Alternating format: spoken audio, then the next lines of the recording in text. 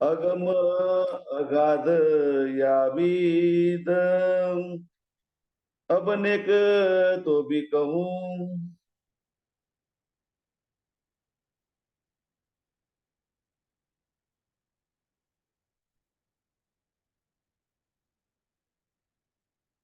फरमाइए श्री सुंदरदास जी। माला श्री सुंदरदास जी,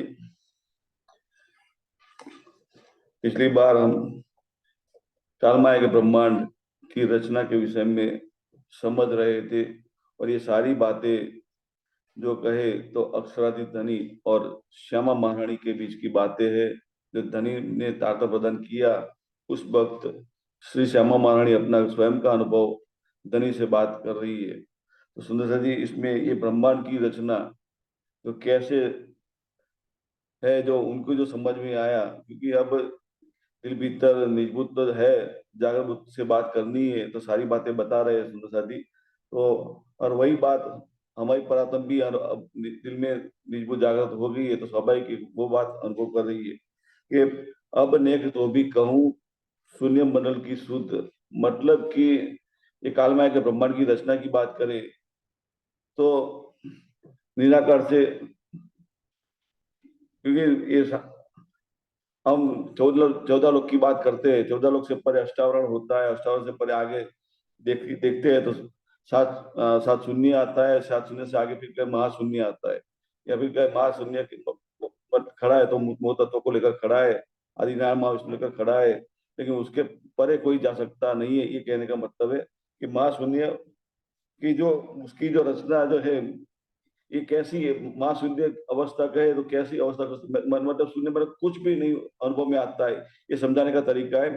तो श्यामा महारानी धनी के साथ बात कर रही है कि अब नेक तो भी कहूँ शून्य बदल की सूद, क्योंकि धनी आपने मुझे दिल में जो बुद्धि प्रदान कर दी है, अब इस बुद्धि से तो मुझे समझ में आ रहा है, तो आपको मैं बता रही हूँ, जाको कोई ना उल्लंघे अगम अगा दिया अभी। मतलब कि धनी आपको खोजने के लिए मैंने बहुत प्रयास किया, लेकिन कोई बताए तो कैसे बताए, क्योंकि सारे के सारे मोह तत्व से घेरे हुए हैं, सुपर बुद्ध को लेकर चलने वाले हैं, आपकी तरफ रास्ता बताने वाला कोई था ही नहीं।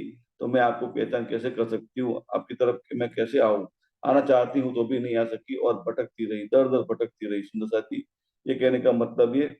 तो ये धनी से बातें करते हुए बता रहे हैं कि ये ब्रह्मांड की रचना धनी आपने ऐसी बनाई है कि जाको कोई ना उल्लंघे अगम या बीत।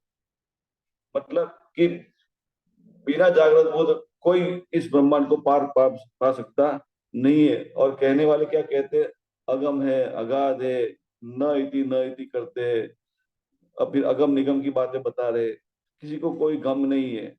तो इत नहीं तत्व गुण निर्गुण, पक नहीं परमान। अब ये शून्य जो है वो कैसे आए, वो बता रहे हैं कि इत नहीं तत्व गुण निर्गुण। मतलब कि 5 तत्व की बात करें, क्योंकि दुनिया सारी 5 तत्व को लेकर चलने वाली है, तो 5 तत्व का भी अस्तित्व नहीं है। गुण की जो बात करें तो 3 गुण की बात बताए, सतोगुण रजोगुण तमोगुण की जो बात करें वो भी नहीं है। निर्गुण की बात करें, क्योंकि गुण और निर्गुण दो बातें समझती है दुनिया। गुण से गुण का विरोधी निर्गुण, या फिर निर्गुण का विरोधी गुण कहते हैं, वो भी नहीं था। मतलब कि गुण निर्गुण वो अवस्था भी नहीं है किसी की, 5 तत्व भी उसकी बात भी नहीं थी। पक नहीं परमार, मतलब खड़ा रहने की जो बात करे, बराबर कि जैसे कहे 108 पक्ष की जो बात बताई, मतलब कि जो कहाँ खड़ा होकर बात कर रहा है ये समझ में आता है। 108 पक्ष की बात करते हैं तो मतलब कि अस्तित्व की बात करें खड़ा होने की, वो भी नहीं था। अंग ना इंद्री जान ना आवन, मतलब जो दुनिया के तमाम जीवों के अंग गुण इंद्रिय तो सारे जो अस्तित्व में दिखाई देते हैं, वो भी उसका भी अस्तित्व नहीं था। लख नहीं निर्माण, मतलब कि कोई बात बताने वाला था ही, कुछ था ही नहीं, तो कैसे समझे, सोचे समझे। ये ऐसी बात है जिसको कैसे आप जैसे अव्यक्त दशा कह सकते हैं आप। ये जो दिखाई देता है वो व्यक्त स्थिति है, या फिर कहें तो प्रत्यक्ष जो हमारे जीव के सम्मुख दिखाई देता है उसको क्या कहते हैं, प्रत्यक्ष। लेकिन जब प्रत्यक्ष नहीं होता है तो उसको क्या कहते हैं, परोक्ष। लेकिन परोक्ष तो है, लेकिन उपस्थिति तो दिखाई देती है। समझ में नहीं आता है कि परोक्ष में क्या है और अपरोक्ष में क्या है। प्रत्यक्ष होता है, परोक्ष होता है और अपरोक्ष भी होता है।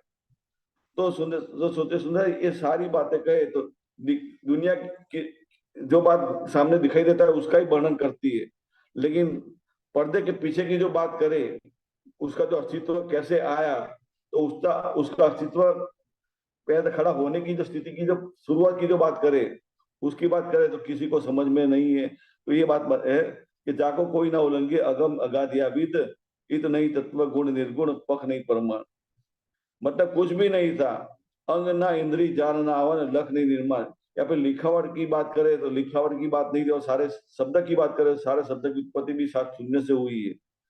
सात शून्य, और सात शून्य से परे ये महाशून्य की बात करें, जहाँ मोह तत्व की बात करें, तो उसकी बात करें तो किसी को समझ में नहीं आया। कोई भव पार कहता है, कोई भव सागर कहता है, कोई मोह सागर कहता है, लेकिन ये ऐसा अगम अगोचर है, किसी को समझ में नहीं आने वाले। तो शास्त्रों में लिखे तो कैसे लिखे उसको।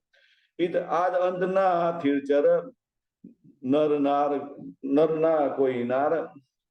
मतलब कि उसका आदि, आदि का मतलब जो सबसे पहला अस्तित्व आने वाली जो बात है उसकी बात करे, तो सुंदर जी, तो इत आद अंत ना थिरचर। थिरचर, थिरचर का मतलब कि स्थावर जंगम की बात आती है, मतलब कि जड़ चेतन की बात आती है।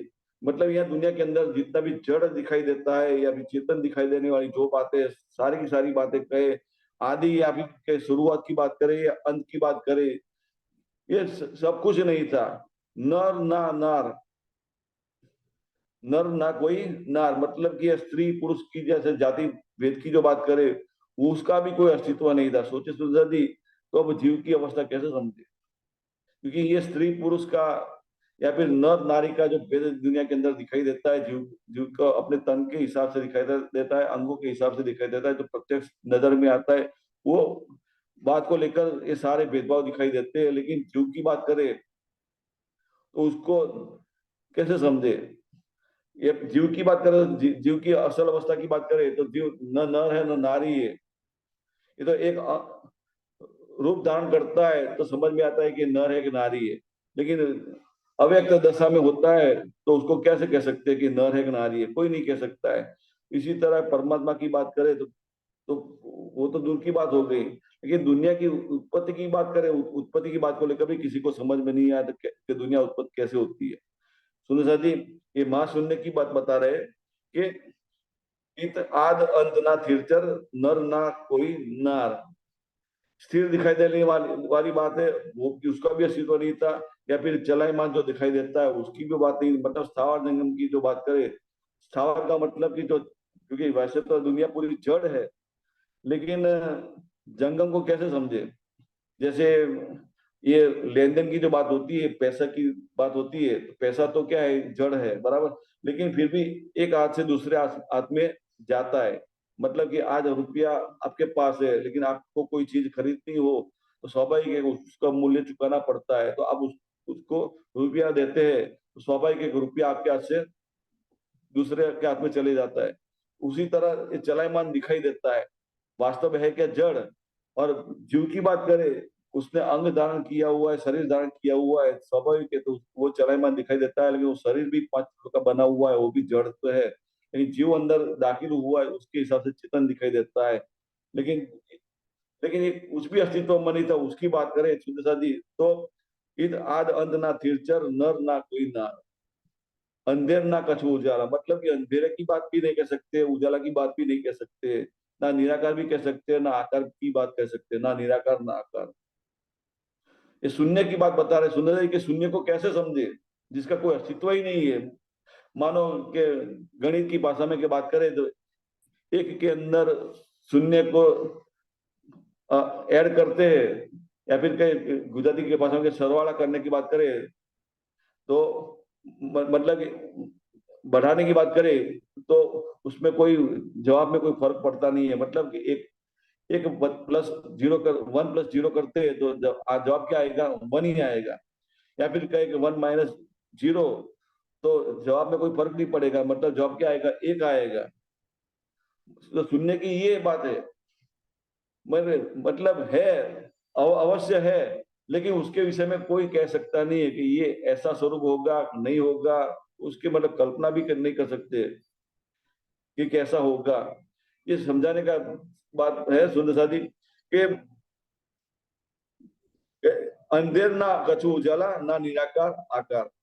दुनिया जिसको निराकार कहती है तो निराकार की भी बात नहीं कह सकते उसको, या फिर आकार की बात करें, क्योंकि दुनिया पर परमात्मा को क्या कहते हैं, साकार भी कहती है, निराकार भी कहती है। तो अभी दुनिया के खुद के स्वयं के अस्तित्व की बात करें तो उसके भी में दृढ़ता भी नहीं है कि दुनिया का उत्पत्ति कैसे समझे।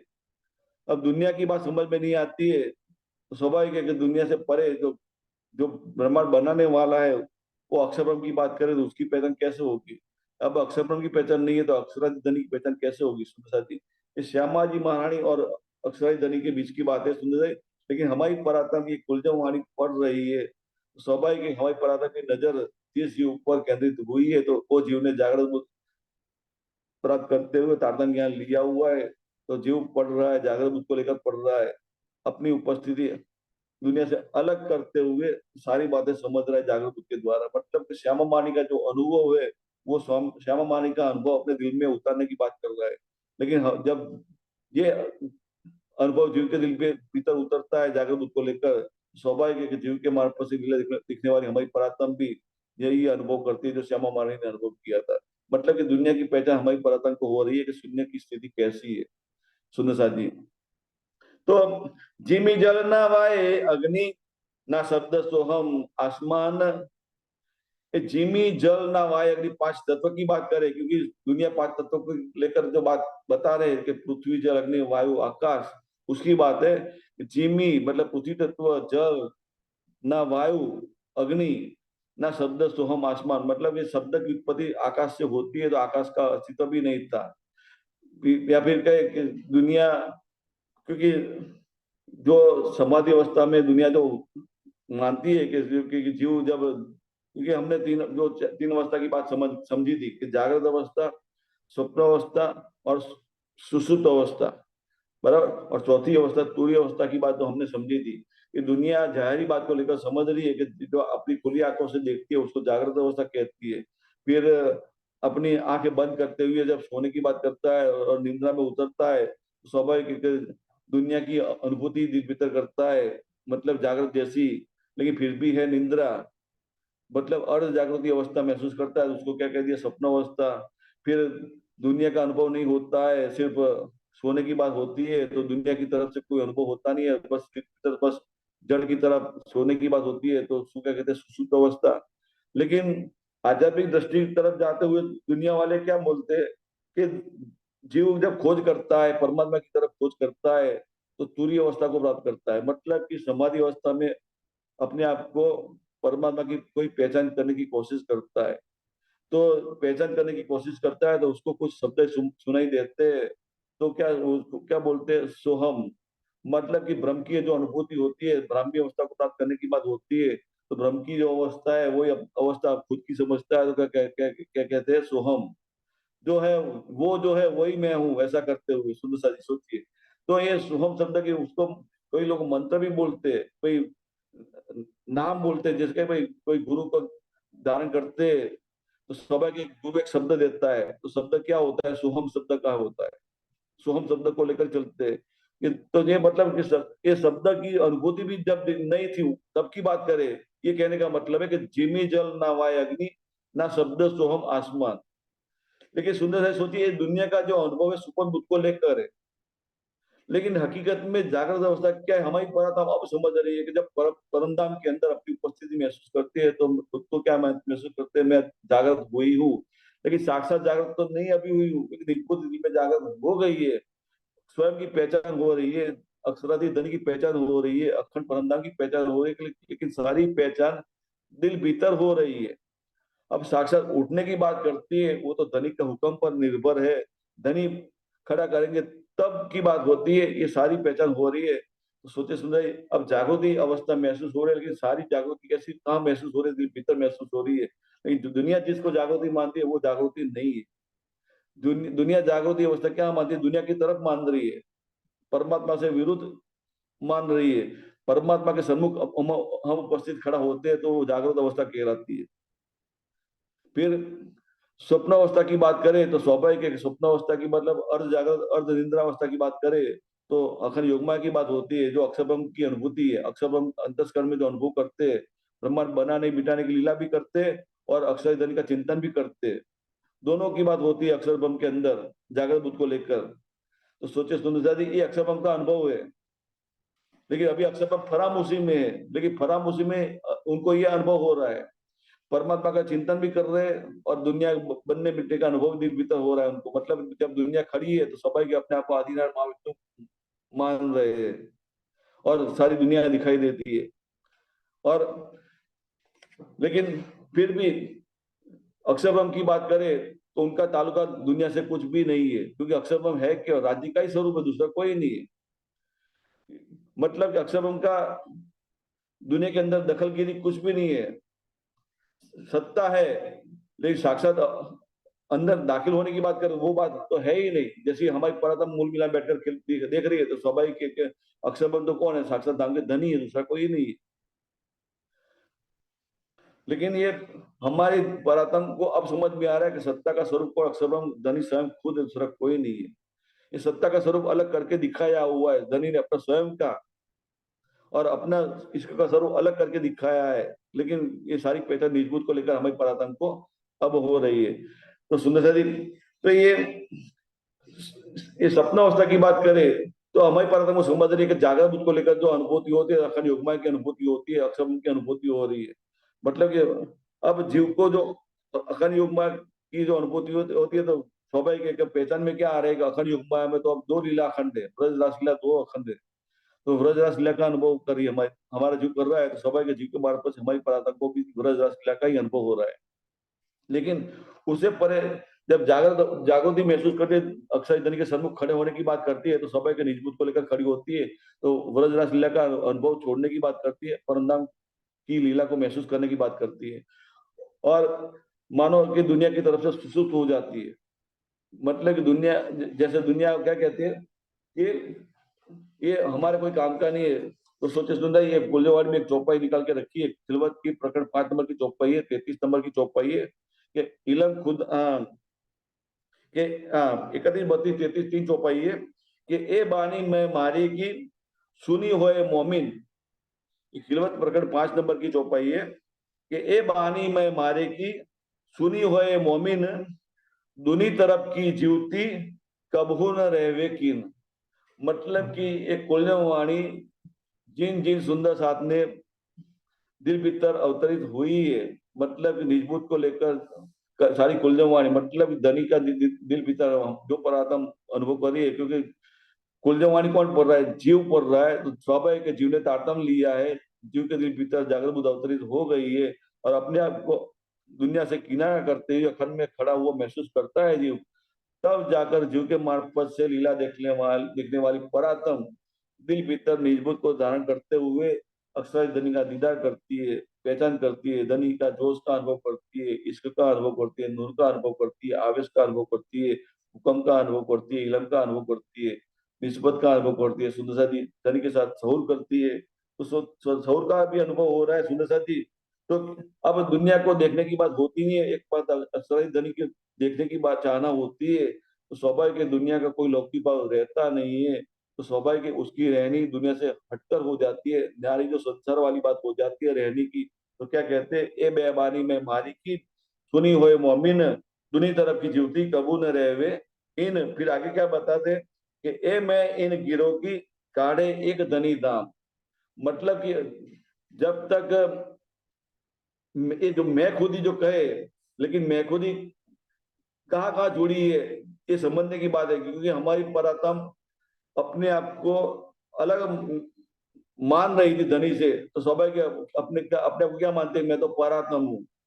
तो एक प्रकार की मैं खुद ही परात्म की हुई, लेकिन परात्म की नजर जीव पर पड़ी है, जीव पर केंद्रित हुई है, तो स्वाभाविक नजर तो अपने आप को कहाँ मान रही है, जीव पर पड़ी है, तो स्वाभाविक अपने आप को जीव के साथ जुड़ी हुई महसूस कर रही है। तो मतलब कि परमधाम से साथ छुड़ गया तो अपने आप की अपनी उपस्थिति का महसूस करती है दुनिया के अंदर। तो स्वाभाविक है कि एक मैं खुद किसकी हुई, नजर की हुई, आत्म की हुई। लेकिन जीव जिस जीव पर केंद्रित हुई है तो वो जीव का भी अपनी महफूदी है। जीव ने तन धारण किया है पांच तत्वों का, तो तन का भी अपनी महफूदी है, दुनिया के अंदर नाम है, क्योंकि दुनिया नाम को लेकर चलती है, शरीर का नाम है, तो नाम को लेकर चलती है, तो स्वाभाविक के शरीर का भाव होता है, दुनिया की तरफ से जाहिरी भाव है। तो सारी मैखुदी छोड़ने की बात है सुंदर सा जी, कि शरीर से, जीव की शरीर से मैखुदी छूट जाती है, फिर जीव अंतर्मुखी होता है, स्वयं की पहचान करता है कि मैं तो एक जीव हूँ। लेकिन ये जागृत बुद्ध के द्वारा जीव की अपनी मैखुदी छूट जाती है, अक्षर जन के चरणों में कुर्बान होने की बात करता है, अखंड की तरफ दृष्टि करता है, दुनिया से किनारा करते हुए एकमात्र अक्षर धनी के चरणों में खड़ा होने की बात करता है, जागृत होने की बात करता है, स्वाभाविक एक ब्रह्मश्रुति जैसे लक्षण दिखाता है, ब्राह्मी अवस्था को प्राप्त करता है, जो जिसको दुनिया समाधि अवस्था की बात करते हैं। मानो कि जीव ने जीवते जी या फिर कहे जीवन मुक्त अवस्था प्राप्त कर ली है, जिसको सहज समाधि भी कह सकते हैं। मतलब खाते पीते उठते बैठते हर कोई दुनिया के संसार का सारा काम करता है, लेकिन उसकी दृष्टि अखंड की तरफ बनी रहती है जीव की। तो स्वाभाविक है, जीव के मार्ग से लीला देखने वाली हमारी प्राथमिक नजर जो धनी निर्गुण प्रदान करते हैं, तो स्वाभाविक है, दिल भीतर जागृत हो जाती है, धनी की पहचान करती है, दीदार करती है, लेकिन सारी पहचान निर्गुण को लेकर करती है सुंदर साथी, और अपनी उपस्थिति मूल मिला में प्राप्त करती है। स्वाभाविक है कि परात्म की नजर की मैखुदी दुनिया की तरफ से हट जाती है। मतलब परात्म की नजर की मैखुदी जो कहे, आत्म की मैखुदी कहते हैं उसको, वो मैखुदी भी निकल जाती है, और एक मात्र परात्म की मैखुदी जागृत हो जाती है। लेकिन परात्म अपने हिसाब से फैल कर सकती नहीं है, तो स्वयं की पहचान होती है कि मैं तो अपने हिसाब से कुछ कर सकती नहीं हूँ। तो स्वाभाविक एक परात्म की अपनी मैखुदी भी निकल जाती है, तो एकमात्र धनी की मैं दिल पितर जागृत हो जाती है, तो एकमात्र तू ही तू का भाव रहता है। तो स्वाभाविक है कि धनी आप ही करने वाले हो, सुंदर है। लेकिन ये भाव को लेकर जब दुनिया की तरफ देखने की बात होती है, ख्याल करने की बात होती है, तो स्वाभाविक है कि नजर के धनी ने अपनी नजर में कालमय का ब्रह्मांड खड़ा रखा है। स्वाभाविक है हमारी परात्म को मजबूरन कालमय का ब्रह्मांड देखना पड़ रहा है। लेकिन अब देखने का नजरिया बदल गया है, धनी के साथ शोर करते हुए मानो के कालमय का ब्रह्मांड देख रही है। मतलब कि धनी के साथ बातें करती है, देख क्या रही है, कालमय के ब्रह्मांड को देख रही है, लेकिन कालमय के ब्रह्मांड में जिस चीज पर नजर केंद्रित हुई है, तो जीव ने तन धारण किया हुआ है, सुंदर साथ बना हुआ है, जागनी लीला में शामिल है, तो स्वाभाविक एक जागनी लीला का अनुभव कर रही है हमारी परात्पर। जीव भी जागनी लीला में शामिल है, लेकिन उसने भी दृष्टि मानव के अक्षय धनी के चरणों में कुर्बान करने की बात कर रहा है सुंदर साथी। तो लेकिन अब हमारी परातम मनोमन धनी के साथ बातें करी, ये अनुभव करी, मानो श्यामा माणी जो धनी के साथ बात कर रही है, वही अनुभव हमारी परातम भी कर रही है। लेकिन मजबूरन कालमय का ब्रह्मांड देखना पड़ रहा है। ये ब्रह्मांड की जो पहचान जो हो रही है, ये वाणी को लेकर जीव भी कर रहा है, और हमारी परातम भी कर रहे हैं। जीव भी समझ रहा है कि कालमय के ब्रह्मांड की उत्पत्ति कैसे हुई, शून्य की स्थिति कैसी है। तो वही बात को लेकर हमारी परातम भी रिजबुक के द्वारा सारी बातें समझ रही है। तो क्या ये मैं इन गिरोह की कहानी एक धनी था के खिलवत के प्रकरण में बताइए कि ए मरे पैर से हुक्मे ले साहेब के कलाम। साहेब के कलाम का मतलब कि कुलजोवाणी को लेकर ये बात हो सकती है। क्या कहते हैं, ए मरे पेड़ से हुक्म है। पेड़ से का मतलब कि धनी की इच्छा से, क्योंकि गुलजोवाणी के अंदर पहले प्रकरण में ही शुरुआत में बता दिया है कि ए माया जे उपनी जब मूल धनी थकी। तो स्वाभाविक है कि ये माया जड़ से जानी चाहिए। तो जड़ से कब जाती है, तो जब जीव अपनी दृष्टि अखंड की तरफ कर लेता है, जीव अपनी दृष्टि अखंड की तरफ कर लेता है, जागृत बुद्धि दिल में अवतरित हो गई है जीव के दिल भीतर, और दुनिया से किनारा कर लेता है, दुनिया का सारा लौकिक भाव छोड़ देता है, और एकमात्र अक्षर धनी के चरण में कुर्बान होने की बात करता है, अक्षर धनी के हुक्म के बल पर अपने काम करता है। तो स्वाभाविक है कि वही परातम की मैं खुद ही दिल भीतर से निकल जाती है। मतलब सारी मैं खुद ही पैर से निकल जाती है, ले साहब के कलाम। फिर आगे क्या कहते हैं, इलम खुदाई लद्दुनी बख्शिश असल रोशन, जोश इस कले बनगी निस्बत असल वतन। तब जाकर हमारी परातम को ये दिल भीतर जो अक्षर धनी का होता है, सारा अनुभव होता है। मतलब धनी जी का जोश का अनुभव होता है, इश्क का अनुभव होता है, नूर का अनुभव होता है, आवेश का अनुभव होता है। फिर निस्बत की पहचान होती है तो निस्बत का अनुभव होता है। फिर धनी के साथ बातें कर रही है तो स्वाभाविक एक शऊर का अनुभव होता है। तो सुंदर ये, और इलम की जो सारी बातें होती है तो इलम की भी पहचान होती है, इलम का भी अनुभव है, जिसको कहते हैं खुदा इलम। तो जो इसके लिए बनगी निस्बत असल वतन, मतलब कि अपने आप को मूल मिला में धनी के सम्मुख खड़ा होने की बात कर रही है हमारी परात्म। तो सुंदर जी जब तक ये बात होती नहीं तो कुछ होता नहीं है। कहने का मतलब ये है सुंदर जी कि अब हमारी पराक्रम को समझ में आ रहा है कि क्या समझ में आ रहा है कि जिसको महाशून्य कहते हैं, तो ये कि जिमी जल न वाय अग्नि ना शब्द सोम आसमान ना कछु ज्योति रूप रंग नहीं नाम ठाम कोई बार। या फिर कहे सुंदर साहिब प्रकटवाणी में एक चौपाई आती है कि इत अक्षर को विलसो मन, बराबर, फिर सब उत्पन्न जो की बात जो बताई है उसमें, तो इसमें क्या कहते हैं, ना ईश्वर ना मूल प्रकृति ता दिन की को वापा भी थी। मतलब कि ईश्वर दुनिया जिसको ईश्वर कहते हैं या फिर मूल प्रकृति कहती है, उसका भी अस्तित्व नहीं था तब की बात करें। तो स्वाभाविक है, तब की बात तो क्या है, एक परम धाम की बात अपनी हमारी अपनी बात है, धनी के साथ इसके बाद की बात करने की बात है। तो सुंदर जी ये बात है। और अक्षरब्रह्म की अपनी बात करें तो अक्षरब्रह्म जो ब्रह्मांड बनाने बिताने की लीला करते हैं, तो स्वाभाविक है कि उनका तो अंतस्करण है, तो उसका उनका चार भाग बताया, अव्याकृत सत्य केवल और सत्स्वरूप। इसमें अव्याकृत की जो बात करें तो अव्याकृत का मतलब कि अव्यक्त, जो अभी व्यक्त हुआ नहीं है, मतलब अभी ब्रह्मांड बना नहीं है, उसके पहले की जो स्थिति जो कहे, तो उसमें सत रज तम तीन बात होती है जो अव्यक्त अवस्था में होते हैं। तो उसमें एक विकार पैदा होता है, तो स्वाभाविक है तो उसमें से सतोगुण रजोगुण तमोगुण की उत्पत्ति होती है, फिर अहंकार उसमें जुड़ जाता है। तो चार बात जो होती है सत रज तम और अहंकार, ये चार बात जुड़ जाती है, तो स्वाभाविक है कि दुनिया की उत्पत्ति होती है। तो सबसे पहले पांच तत्व बनते हैं, पांच तत्व बनते हैं तो स्वाभाविक है कि अंगों की रचना होती है, तो पांच कर्मेंद्रिय बनती है, पांच ज्ञानेन्द्रिय बनती है, और उस यही इंद्रियों को लेकर जो अनुभव में आती है, तो पांच तन्मात्रा का अनुभव होता है, शब्द स्पर्श रूप रस गंध की बात आती है। तो सुनने से ये 24 तत्व की बात करें कि सत रज तम तीन, चौथा अहंकार, और पांच 20 की बात करें तो पांच ज्ञानेन्द्रिय, पांच कर्मेंद्रिय, पांच तत्व और पांच तन्मात्रा, ये 20, 24 मिलाकर दुनिया की उत्पत्ति होती है। और तब जाकर उसमें ये जब उत्पत्ति है तो इसको क्या कह दिया कि जैसे भागवत में क्या लिखा है कि 1000 साल तक एक अंडा तैरता था, उसमें फिर विस्फोट हुआ, अंडा फूटा, मतलब विस्फोट हुआ, अंडा फूटा।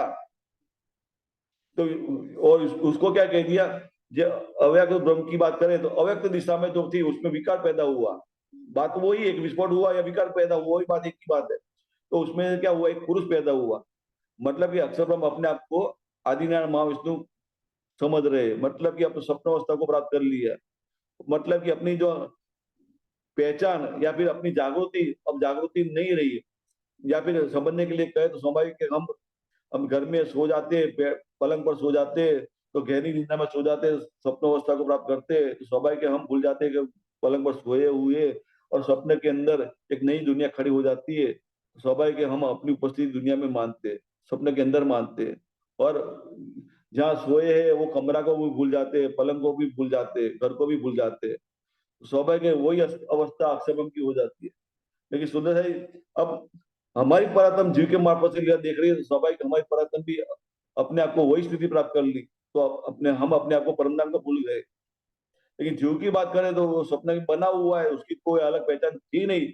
तो ये जीव की बात को लेकर दुनिया में जो चीज दिखाई देती है, वो सारी चीजों की जो ये बात समझाने का तरीका है कि मतलब स्वप्न स्टार्ट हुआ उसके पहले, मानो कि समझो कि अब रसोई बनानी है आपको, बराबर कोई समझो कि दाल भात बनाना है आपको, तो स्वाभाविक है आप पहले बनाने के लिए आप सब कुछ तैयारी कर लेते हैं। लेकिन तैयारी करने के बाद जब आप दाल भात बना लेते हैं, तो स्वाभाविक है कि सबको नजर में क्या आता है, दाल भात बना हुआ नजर में आता है। लेकिन उसके पहले की जो प्रक्रिया जो कहे वो किसी को नजर में आती नहीं, कि खाने की बात होती है तो लेकिन सब हर कोई खाने की इच्छा करता है, खाने की बात को लेकर सब कुछ समझते हैं। लेकिन बनाने वाले की दृष्टि तरफ देखे भाई, ये तो उसमें क्या क्या मिलाया हुआ है, उसकी स्थिति कैसे पहले कैसी थी, ये समझने की बात है कि ये शून्य अवस्था की बात बता रहे हैं। क्योंकि क्या कहते हैं कि अब अनेक तो भी कहो शून्य मंडल की सूद है, 42 नंबर की चौपाई में बता है कि शून्य मंडल की सूद हम धनी हमें बतकरा रहे अपनी जागृत बुद्ध के द्वारा जीव को करा है, तो स्वाभाविक के निज बुद्ध द्वारा हमें पराधर समझ रही है। तो इत नहीं तत्व गुण निर्गुण पक नहीं परमान अंग ना इंद्रिय जान ना आवन लख नहीं निर्माण, ये सारी बातें बता रहे। फिर क्या कहते हैं, इद आद अंत ना तीर्चर नर ना कोई नार, पुरुष स्त्री जैसा कोई भेद नहीं था। मतलब जीव की बात करें, जीव की बात करें तो सबसे पहले तो जीव के अस्तित्व की बात करें तो उसको उसके विषय में भी कोई नहीं बता सकता। कहने का मतलब सुंदर साई, सारी दुनिया सुबह बुद्ध को लेकर चलती है तो स्वयं की कोई किसी को पहचान नहीं है। जो भी पहचान है लौकिक के जाहिर ही है। तो ईद आद अंत ना तीर्चर नर ना कोई नारम, अंधेर ना कछु उजाला ना निराकार आकार। तो दुनिया जिसको निराकार कहती है, आकार कहते हैं, वो भी नहीं था।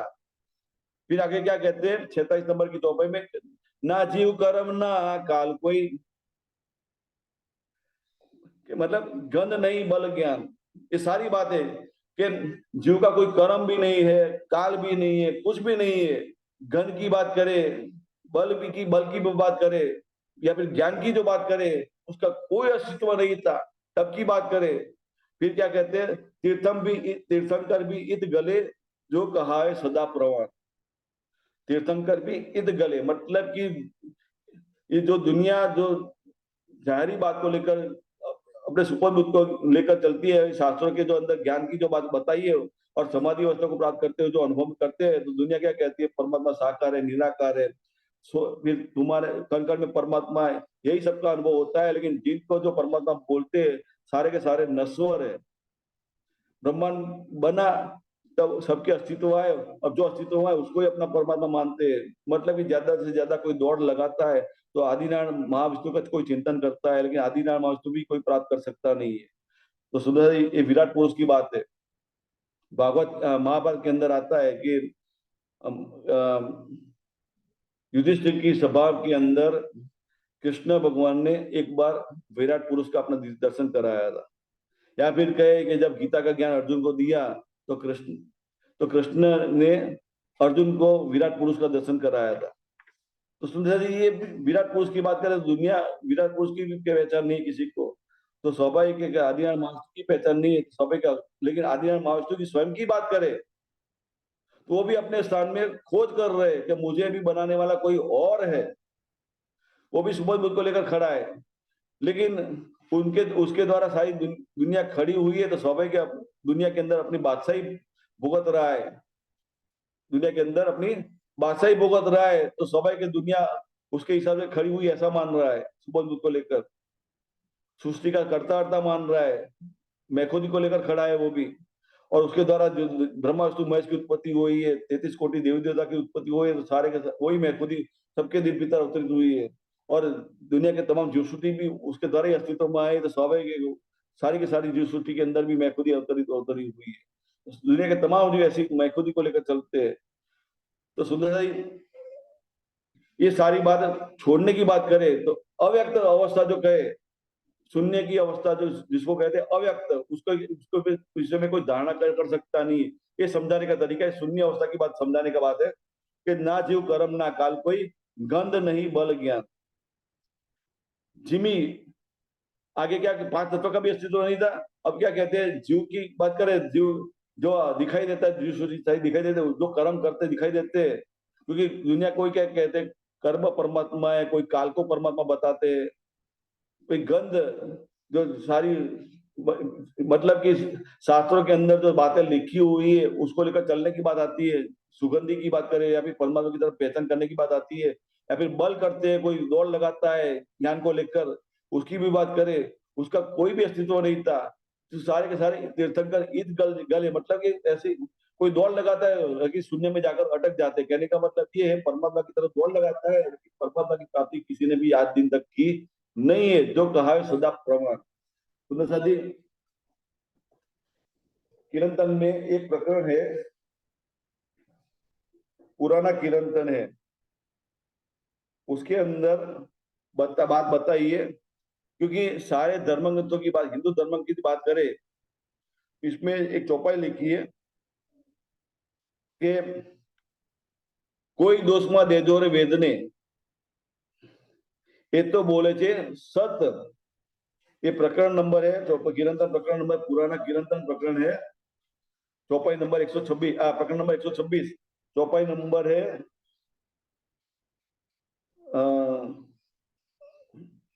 1 चौरानवे नंबर है। इसमें क्या लिखे थे? वेद कहे मारा मूल आकाश है, शाखा છે પાતાલ, તોય ન સમજે મૂળમતી અને ફરી ફરી પડે મોહે माहे जाल। मतलब कि दुनिया के जितने भी धर्म ग्रंथ का अस्तित्व आया है उसका मूल देखने जाए तो वेद है। और वेद क्या बता रहे हैं? वेद कहे मारा मूल आकाश है, शाखा से पाताल। क्योंकि संसार रूपी जो वृक्ष जो खराई देता दिखाई देता है तो स्वाभाविक है कि उसका मूल ऊर्ध्व दिशा में दिखाई देता है, और दुनिया के शाखा पेड़ पत्ते वो सारे देखते हैं उसकी बात है। तो तोय न समझे मूढ़मती અને ફરી ફરી પડે માહે जाल। मतलब ये एक जाली गुंथी हुई है, वो जाली में सारे के सारे फंस जाते हैं। वेद तणुता विरख नथी, मतलब कि ऐसा कोई वृक्ष है ही नहीं। मतलब एक एक कल्पना बताई है कि ऐसा संसार रूपी वृक्ष है। हकीकत में क्या है कि जितने भी वेद को ज्ञान को लेकर जो चलने वाले या फिर वेद के द्वारा जितने भी धर्मग्रंथ अस्तित्व में आए हैं, जिसका आधार वेद है, और सारे धर्मग्रंथ अस्तित्व में आए तो सारे ज्ञान को लेकर चलने की बात है। जिन किसी ने दौड़ लगाई है, जिन महान ऋषि या फिर ऋषि मुनि की दौड़ लगाई है, तीर्थंकर अवतार पैगंबर जो भी कुछ हो गए हैं, सबने अपनी जो दौड़ लगाई है सुंदर साथी, तो क्या कहते हैं कि કે વેદ વેદ તણુતા વિરેખ નથી भाई ये प्रकट वाणी। मतलब कि हमारी जो प्रकट वाणी कुलदेव वाणी के अंदर दर्शाई है, प्रकट वाणी की दुनिया के अंदर ये प्रकट हुआ है। मतलब हमारी परातन को जब खेल देखने की बात हुई और धनी ने एक कारीगरी ऐसी करी कि ये ब्रह्मांड खड़ा कर दिया, लेकिन कहा खड़ा किया तो कहाँ खड़ा किया है? अपनी नजर में खड़ा किया है। हमारी परातन अब समझ रही है, लेकिन खेल जो ब्रह्मांड खड़ा हुआ है और ब्रह्मांड जो दिखाई देता है उसके अंदर जो जीव सृष्टि दिखाई देती है उसकी जो बात करें तो वो सारी सुपर बुद्ध को लेकर चलने वाली है। जागृत बुद्ध दिल भीतर नहीं है तो सुपर बुद्ध को लेकर चलती है तो किसी को पहचान नहीं है। तो क्या कहते हैं कि वेद तणुता वीरक नदी ये भाई ये प्रकट वाणी। मतलब जीव को ये समझ में बात आती ही नहीं, लेकिन जब जीव जागृत बुद्ध को लेकर समझता है और जीव के मार्फत से लीला देखने वाली हमारी परतम जब निर्बुद्ध के द्वारा सारी बातें समझती है तो ये प्रकट वाणी की सारी बातें समझ में आती है कि हम ये ब्रह्मांड को कैसे देख रहे हैं, कहाँ बैठकर देख रहे हैं, सारी बातें तब समझ में आती है। जो भी ब्रह्म सूत्री जैसी स्थिति प्राप्त करता है, जीव टल आत्म भाव में आता है तो स्वाभाविक कुलजो वाणी के शब्दों के मार्फत से ब्रह्म की अवस्था को प्राप्त करता है, ब्राह्मी अवस्था को प्राप्त करता है, तो अपने आप को भी ब्रह्म सृष्टि मानने लग जाता है। ब्रह्म सृष्टि वैसे बन सकता तो नहीं है, लेकिन सोचिए सुंदर सा ब्रह्म सृष्टि जैसा मानने लग जाता है। जैसे लोहा अग्नि में तपता है, अग्नि जैसा रूप धारण कर लेता है, उसी तरह जीव भी ब्राह्मी अवस्था को प्राप्त करते हुए ब्रह्म सृष्टि जैसा लक्षण दिखाता है। इसलिए सोचे सोचे सुंदर वो जीव पहली बिस्ट में जाएगा, और जब सारी बिस्ट अखंड हो जाएगी, बीच में सारे दुनिया के तमाम जीव अखंड हो जाएंगे, तो स्वाभाविक जो जिस जीव के मार्फत से ब्रह्मश्रुति परातों ने लीला देखी है वो सारे के सारे जीव जैसे परमधाम के अंदर परातम का जैसा स्वरूप है वैसा ही स्वरूप धारण करते हुए सारे जीव पहली बीच में अखंड होंगे और सखियों का रूप धारण करते हुए लीला करेंगे, परमधाम की लीला करेंगे। लेकिन वो सारी लीला क्या कहलाएगी? नकल कहलाएगी, परमधाम की लीला की नकल कहलाएगी। सोचे सुंदर बात ये है। तो तो ये प्रकटवाणी जीव को समझ में आती है, तो जीव के मार्फत लीला दिखने वाली हमारी परतम निज के द्वारा सारी बातें समझती है। अवली के सवली विचारो ये आंकड़ी न कलानी। सोचे सुंदर ये दुनिया की बात बता रहे, किरणदान प्रकरण है उसकी बात है। छतवाणी चे वेद तणी जो दे कोई जुए विचारी। क्योंकि वेद के अंदर लिखा हुआ है, लेकिन वेद ऐसा कोई वृक्ष नहीं है। कहने का मतलब ये कि जितने धर्म ग्रंथों के द्वारा जिन जिन ऋषि मुनों ने समाधि अवस्था में जो जो प्राप्त किए, तो लेकिन सारों ने अपने अटकल लगाते हुए जो बातें बताई है उसमें किसी ने न कर दिया, अगम निगम कह दिया, या फिर कहे कल कल में परमात्मा है, तुम्हारे के अंदर भाई अहम ब्रह्मास्मि तत्वमसी सर्व खलविदम ब्रह्म, ऐसा करते हुए सारी बातें बता दी। लेकिन सारा जो अनुभव जो गए तो सारी बात इस वेद के अंदर जो इशारे में जो बातें लिखी हुई है सारी बातें हकीकत में तो परमधाम के अंदर हमारी परतम निजबूत को लेकर जागृत हो जाते हैं, तो परमधाम का अनुभव करती है कि तत्वमसी क्या है, हम ब्रह्मास्मि क्या है, सर्व खरीदम ब्रह्म क्या है। तब जाकर समझ में आता है कि एको ब्रह्म द्वितीय नास्ति क्या होता है। जब निजबो दिल में जागृत हो जाती है, एकमात्र धनी की मैं जागृत तो दिल में तो रह जाती है, अपनी कोई सारी की सारी मैं खुद ही छोड़ जाती है, तो तू ही तू का भाव रहता है, तो धनी आप ही हो। तो एक अपरम द्वितीय नास्ति का अनुभव करती है हमारी परात्म।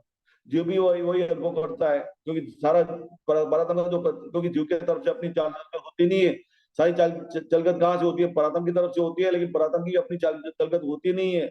लेकिन चाल चलगत दिखाई देती परात्म की तो धनी के द्वारा कम से दिखाई देती है, तो सारी चाल चलगत धनी कराते हैं। लेकिन परात्म का जो ख्याल जो है उसका प्रतिबिंब जीव के ऊपर पड़ता है, कि जीव की परात्म की नजर जीव पर केंद्रित हुई है, तो स्वाभाविक है जीव पर सारा भाव केंद्रित होता है। और जीव ने मनुष्य तो निर्धारण किया हुआ है, स्वाभाविक है कि सुंदर साथ बना हुआ है, तो स्वाभाविक है उस सुंदर साथ के मार्फत से दुनिया के अंदर एक कुलवाणी जाहिर होती है। सुंदर साथ जो होती है एक कुलवाणी, एक शब्दों में जो लिखी हुई है वो तो जाहिर बात है। असली कुलवाणी धनी हमारी परात्म के दिल भीतर ही अवतरित होती है, धनी के साथ जो बातें करती है वही सारी बात है, और सारी बातों का प्रतिबिंब कुलवाणी के अंदर दिखाई देता है। सुंदर साथ सोचिए, 90,000 हरफ जो मोहम्मद साहब ने मेराज में प्राप्त किए, सारे के सारे 90,000 हरफ हमारे परात्म के दिल भीतर ही अवतरित होते हैं। ये कुलवाणी 90,000 हरफ पे, जिसमें बसरी की बातें, मलकी की बातें और हकी सूरत की बातें, या फिर कहे सुपर बुद्ध का तमाम अनुभव है, जागरण बुद्ध के लेकर अखंड योगमाया का तमाम अनुभव है, और निज बुद्ध को लेकर अखंड परमानंद का तमाम अनुभव एक कुलवाणी के अंदर शामिल हुआ है। सुंदर जी फिर क्या कहते हैं कि કોઈ દોષમાં દેજો રે વેદને એ તો બોલે છે સત્ય, વિશ્વ પરિભોમ અજ્ઞાન માય એ ભોમ ફેરવે છે મત। अर्थ जुए सब उपली वाटनो, मतलब जाहिर अर्थ को लेकर चलते, मायरो ते माये नव संबारे, मतलब कि दिल भीतर जागृति हुई नहीं है। तो वैराट पूरे वह वे वटे दुख सुख कोई न विचारे, वेद विचार करी करी वल्या पार ब्रह्म नव लाद्या, मतलब कि वेद ने दौड़ लगाई पार ब्रह्म को प्राप्त करने के लिए। ये बताने का तरीका है सुंदर सा जी, कि वेद विचार करी करी वल्या, मतलब कि वेद को लेकर चलने वाले जितने भी ऋषि मुनियों ने दौड़ लगाई उसकी बात है।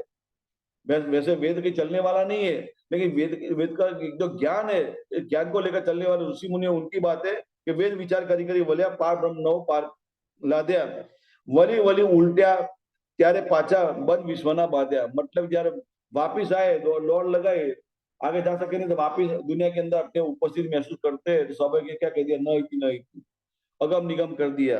और उन्होंने बद्ध बाध्या विश्वना, मतलब कि स्वाभाविक उन्होंने शब्दों के मार्फत से अपना अनुभव लिखा है, लेकिन सारा अनुभव शब्दों के मार्फत से कौन सा जाहिर होता है? सुबह बुद्ध का ही अनुभव जाहिर हुआ।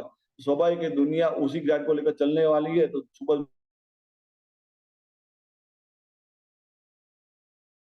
मुनियों को भी परमात्मा की प्राप्ति हुई नहीं है, स्वाभाविक है उनको ज्ञान को लेकर चलने वाले दुनिया के जीवों को भी परमात्मा की प्राप्ति कैसे होगी? आता व्यासी नो कहू कहू छू तबे मानजो साधो संत, मतलब कि सुंदर व्यास मुनि ने ऐसा काम किया कि वेदों को शब्दों में लिखा। वेदों का जो मतलब कि शब्दों के सारे ग्रंथों का निर्माण किसने किया? वेद व्यास ने किया। ये अनुभव की बात है सुंदर जी कि वेद व्यास ने पुराण लिखे, 18 पुराण लिखे, ऐसा कहते हैं। लेकिन ये पुराण लेकर अपने गुरु नारद जी के पास गए, लेकिन नारद जी के पास गए तो स्वाभाविक है नारद जी ने सारा पढ़ा, लेकिन नारद जी है कौन? देवर्षि बताया हुआ है, देवर्षि देव देवता को ऋषि बताया हुआ है, हकीकत नारद जी है क्या? ये कुलवाणी के द्वारा हमारी परतम समझ रही है कि अक्षर ब्रह्म का आदि मन को ही नारद कहा है। तो क्यों उनको बताया सारे शास्त्र। तो लेकिन क्या कहते हैं उसमें उसके लिए लिखा है कि वेद पुराण भारत सौ बांध्या तारे दाज हृदय में समाणी, तत्क्षण आवे गुरु जी पासे बोल्या नारद जी वाणी, मतलब कि व्यास जी ने शास्त्र लिखे और नारद जी के पास लेकर आए। अंतर मन में शांति सांत्वना तो प्राप्त होनी चाहिए। परमात्मा क्योंकि सांत्वना कब प्राप्त होती है? जब परमात्मा की प्राप्त होती है तब होती है, लेकिन परमात्मा का कोई अनुभव हुआ नहीं शास्त्रों के द्वारा लिखने के बाद भी। तो अंदर एक दाज बनी हुई है, तो वो अपने गुरु को लेकर सारी बातें बताते हैं। तो क्या कहते हैं, तो जब नारद जी ने सारे शास्त्र दिखे देखे तो क्या कहते हैं, घड़ी खंडनी की थी व्यास जी ने, पूरी वचनों ने श्रवणा न दी थी। उन्होंने खंडनी करी, मतलब कि धिक्कार है व्यास तेरा कि तूने इतने शास्त्र लिखे। तो क्या कहते हैं, वाणी सर्वे नाकी उड़ाड़ी अवतारनी लाज न की थी, मतलब कि उन्होंने जो जो पुराण लिखे, गरुड़ पुराण लिखा, विश्व पुराण लिखा, शिव पुराण लिखा, और ऐसा अलग अलग नाम को लेकर पुराण लिखे, तो लेकिन उसमें जिन जिन के नाम से पुराण लिखे तो सब में उनकी महिमा गा ली। तो स्वाभाविक है, जीव किसको परमात्मा मानेगा? जो पुराण पढ़ेगा उसको ही परमात्मा मानेगा। और गरुड़ पुराण में तो सारे कर्मों की लाइन लगा दी है कि ये कर्म करेंगे तो ये फल की प्राप्ति होगी, ये कर्म करोगे ये फल की प्राप्ति होगी। लेकिन हकीकत में एक ही फल प्राप्त करना है, क्या? परमात्मा की प्राप्ति करना है। लेकिन ये कर्म करने करने के पीछे लगा दिया दुनिया को। स्वाभाविक नारायण जी ने खंड नहीं की, तो क्या कहते हैं, 16 रोज बनाना, 16 रोज बनाना लिखी जी, जो ही व्यास वचन शास्त्र सरे बांधीने ते बोला बोलता जन। तो कहने का मतलब सुंदर जी वो समझाते हैं, तो क्या कहते हैं, 20वां वचन देखी व्यास जी ना पूरी तरह दृष्ट चढ़ावी, श्री कृष्ण जी वीना બીજું સર્વે મિથ્યા એમ કહ્યું સમજાવી। मतलब कि नारद जी है कौन? आदिनारायण महाविष्णु का मन है, वो भी सुपन बुद्ध को लेकर चलने वाले, लेकिन एक इशारा कर देते शास्त्रों के मार्फत से कि तुमने श्री कृष्ण की कोई बात बताई नहीं है। क्या कहते हैं कि श्री कृष्ण जी विना बीजू सर्वे मिथ्या एम कहूं समझावी। ये कौन कह रहा है? नारद जी विष्णु व्यास मुनि को कहते हैं कि एक कृष्ण के बिना सब मिथ्या है। ये सुपन दूत को लेकर कह रहे, उनके पास जागृत बुद्धि नहीं है। सोचिए सुंदर जी, और उसी बात को लेकर भागवत का निर्माण हुआ। भागवत के अंदर कृष्ण लीला का वर्णन आया हुआ है, और वही अनुभव जब अनुभव हुआ तो उनका दिल भीतर थोड़ी सांत्वना प्राप्त हुई, क्योंकि कृष्ण लीला का वर्णन किया। स्वाभाविक कृष्ण लीला तो है क्या? ब्रह्म की लीला है, गोपियों की लीला है। कि गोपियों की मार्फत लीला देखी किसने? हमारी परातम ने देखी है।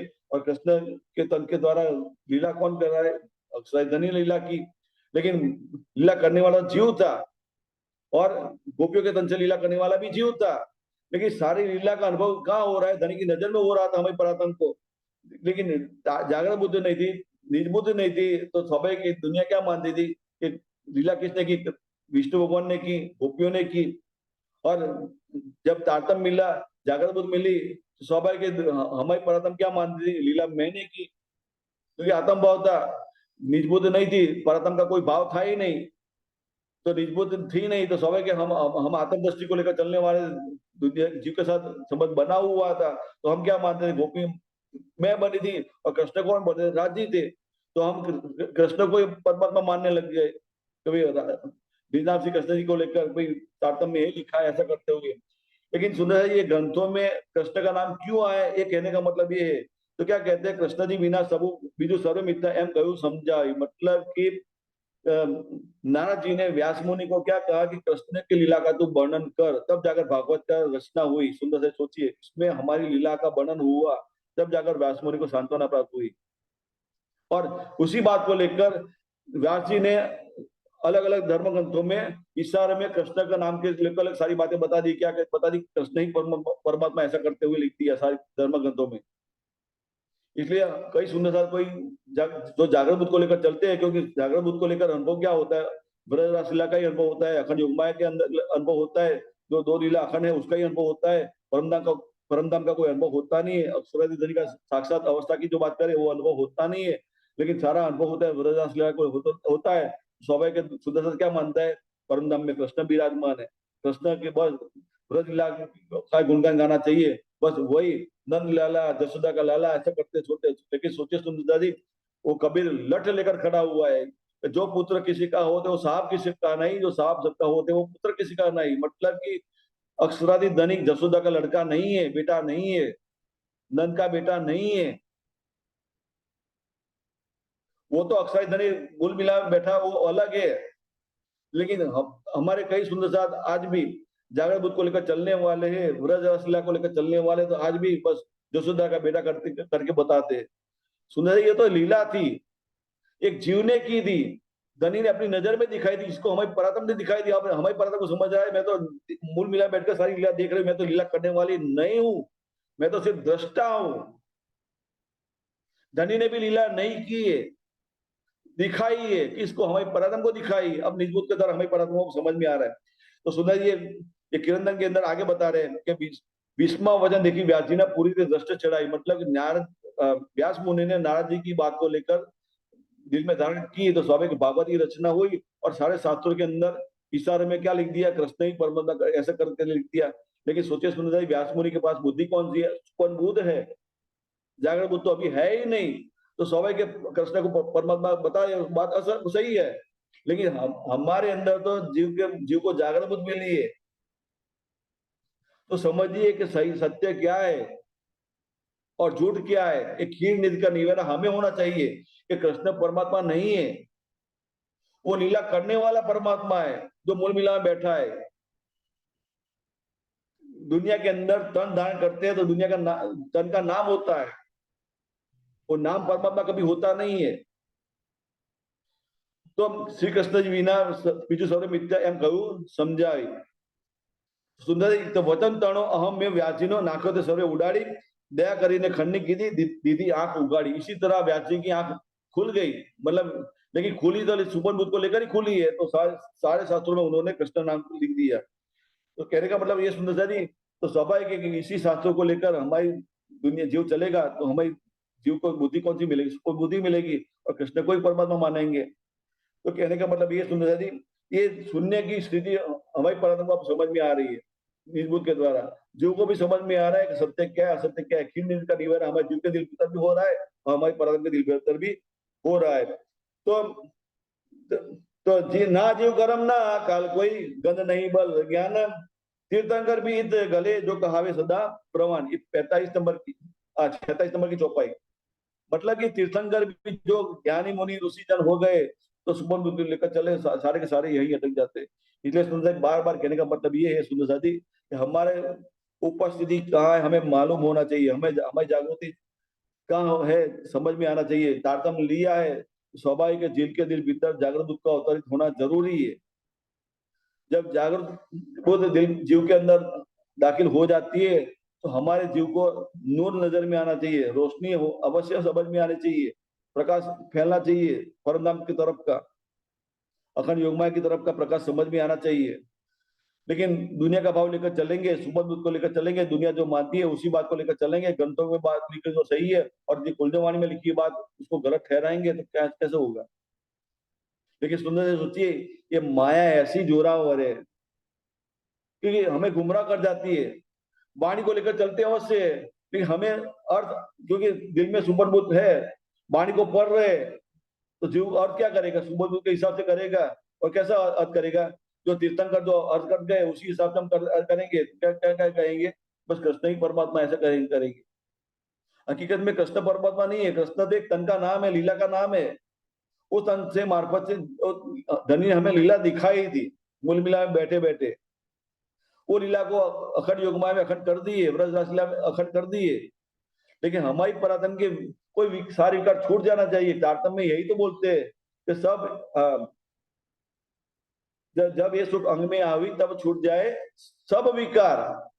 मतलब निज बुद्धि दिल भीतर जागृत हो जाती है, अक्षरादि धनी का सारा अनुभव होता है, धनी का दिल का सारा अनुभव होता है, नूर का अनुभव होता है, जोश का अनुभव होता है, आवेश का अनुभव होता है, इश्क का अनुभव होता है, भूकंप का अनुभव होता है, इलम का अनुभव होता है, निस्बत का अनुभव होता है, शौर का अनुभव होता है। ये सारा अनुभव जो होता है सुंदर सा जी आठ सागर का जो कहे वो सारा का सारा अनुभव होता है। तो स्वाभाविक है हमें समझ में आना चाहिए सारा का सारा झूठ है। हमारी नजर परमधाम तरफ हो जानी चाहिए सुंदर सा जी। तो अब हमारी जीव को भी समझ में आ रहा है, हमारे जीव के माप से लीला दिखा है, हमारी परात्मा को सारी बातें समझ में आ रही है कि बीज बीरक ना कमल फल बंग ना कछु अभंग। मतलब कि दुनिया जिस जो कहते हैं ना कि संसार भी वृक्ष बताया या फिर वेद खड़ा है, अभी क्योंकि किरण का प्रकट अभी सारी बातें समझी हमने कि वेद ऐसा एक वृक्ष लेकर खड़ा हुआ है। मतलब कि संसार की जो रचना हुई सारे धर्म ग्रंथों का अस्तित्व में आए उसकी बात करें तो बीज बीज एक ना कमल फल। ये वृक्ष जो खड़ा दिखाई देता है उसका बीज भी नहीं है, तो बीज नहीं होगा तो वृक्ष भी कैसे होगा। और कमल फल मतलब पत्ते भी कैसे होंगे, फल भी कैसे होगा।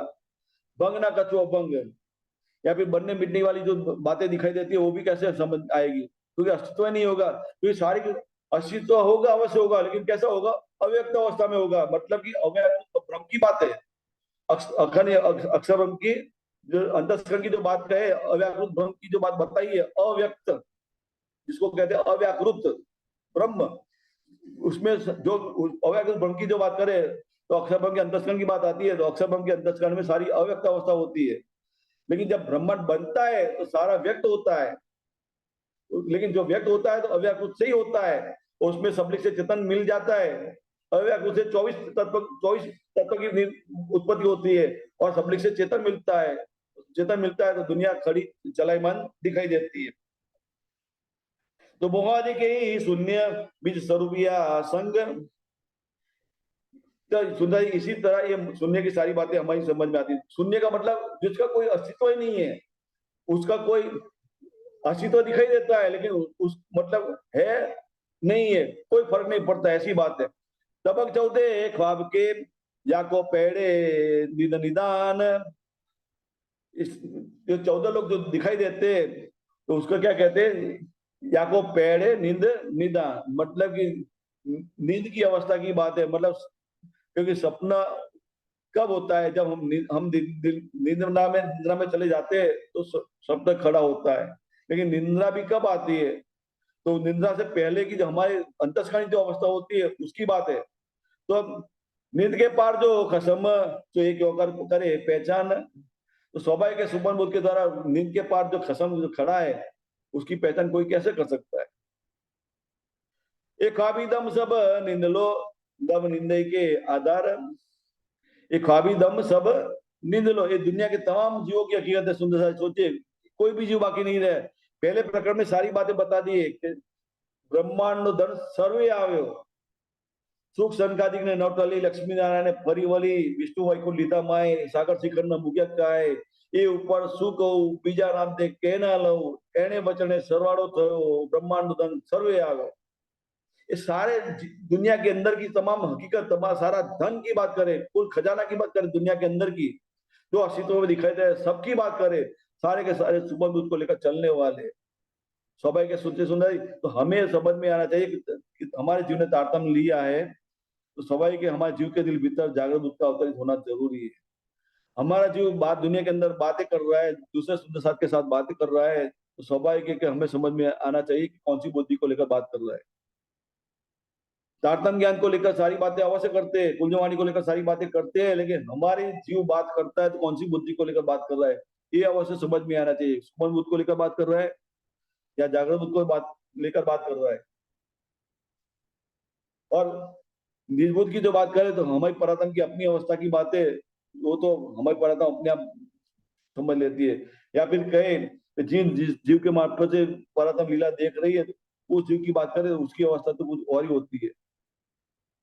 उस जीव के मार्फत से जो दुनिया के अंदर जो लीला होती है सुंदर सच होती है, उसके लिए लिखा है जैने दर्शन नेत्र ठहरे वचन गए ठहरे अंग, मतलब उसके मार्फत से दुनिया के अंदर जो शब्द जाहिर होते हैं वो सारे शब्दों का प्रतिबिंब कहाँ से आता है, परातम से आता है। भाई परातम अपने हिसाब से कुछ कर सकती नहीं है, तो सारे प्रतिबिंब जाहिर करने वाले कौन है, धनी साक्षात करवाने वाले हैं।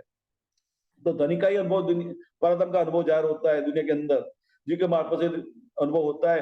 लेकिन सुनने वाले को जब सुनता है स्वाभाविक जो दिल भीतर जागृति दाखिल हुई है तो स्वाभाविक शब्दों की पहचान होती है। उसको सुंदर से बात सुनता है तो उसको सारे शब्द मीठे लगते हैं, दिल में रोशनी वो ऐसा महसूस होता है, मतलब कि सारी पहचान होती है। सुपर दूध को लेकर सुपर दूध की पहचान होती है, जागृत बुद्ध को लेकर जागृत बुद्ध की पहचान होती है, अक्षर योगमाया की पहचान होती है, और निर्बुद्ध को लेकर कहे जीव के मार्फत से देखने वाली परातम जो है वो उसी हिसाब से पहचान कर लेती है। कहने का मतलब सुंदर जी, हमारा जीव जागरण बुद्ध को लेकर बात कर रहा है और जीव के मार्फत से लीला देखने वाली हमारी परातम निर्बुद्ध को लेकर जागृत हो गए दिल भीतर, तो स्वाभाविक हम सुंदर साथ के साथ शौर करते हैं, तो सुनने वाला सुंदर साथ भी जो जागृत होता है उसके दिल भीतर भी जागृत दाखिल हुई है और अपनी दृष्टि अखंड की तरफ बनाई हुई है। तो स्वाभाविक उस सुंदर साथ के जीव के मार्फत से लीला देखने वाली परातम बैठी है वो निर्बुद्ध को लेकर तुरंत धारण कर लेती है, और दोनों के बीच में आपस में जो बातें होती है सुंदर साथ होती है, तो मानो घंटों कहीं चले जाते हैं बातें करते पता नहीं चलता है। जैसे देवचंद जी महाराज को तारतम मिला और सबसे पहले गांधी भाई से बात की, तो स्वाभाविक पूरे दिन खड़े रहे, समय का कोई भान नहीं रहा है, समय कहाँ चला जाता है पता नहीं, मानो समय ठहर सा गया हो ऐसा महसूस होता है उनको। तो मतलब कहने का मतलब सुंदर जी, दुनिया का कोई भान होता नहीं है, दुनिया का कोई भाव होता नहीं, लौकिक भाव सारा छूट जाता है, उसकी बात को लेकर चलते हैं सुंदर जी, जीव का सारा भाव छूट जाता है। ये होना चाहिए हमारी उपस्थिति। हमने पहले भी शोर किया था कि जागरण बुद्ध को लेकर बात करते हैं तो हमारी उपस्थिति कहाँ कहलाएगी? अखंड योगमाया में कहलाएगी। हमारी जीव को अक्षर ब्रह्म का अनुभव होता है। अक्षर ब्रह्म की जागृत बुद्धि जो है, जो जागृत बुद्धि से अपना अनुभव करते हैं, मतलब ब्रह्मांड बनाने मिटाने की लीला करते हैं और परमधाम का चिंतन करते हैं, तो अक्षर धनी का दीदार भी करते हैं। तो लेकिन जिस भाव से दीदार करते हैं तो वही भाव जीव को अंदर दाखिल होता है और दुनिया बनाने मिटाने की सारी बातें जीव को समझ में आती है। लेकिन उस जीव के मार्फत से लीला दिखाई परातम जो है, वो दिल पितर निजभूत को लेकर धनी का दीदार करती है, वो अनुभव परातम का अलग होता है। सुंदरी यहाँ चौपाई हो रहा था, सुंदरी समय हो गया है। हाँ, तो यह 47 नंबर की चौपाई तक रखते हैं। बीच स्वरूप या संग, बीच स्वरूप या संग, बीज बिरखना कमल फल, बीज बिरखना कमल फल, भंगना कछु अभंग, भंगना कछु अभंग, मोहादिक यही शून्य, मोहादिक यही शून्य, बीच स्वरूप या संग, बीच स्वरूप या संग, बीच स्वरूप या संग। बोलो श्री प्राणनाथ प्यारे की जय, धाम के धनी की जय। प्रणाम जी सुंदर जी, प्रणाम जी, प्रणाम।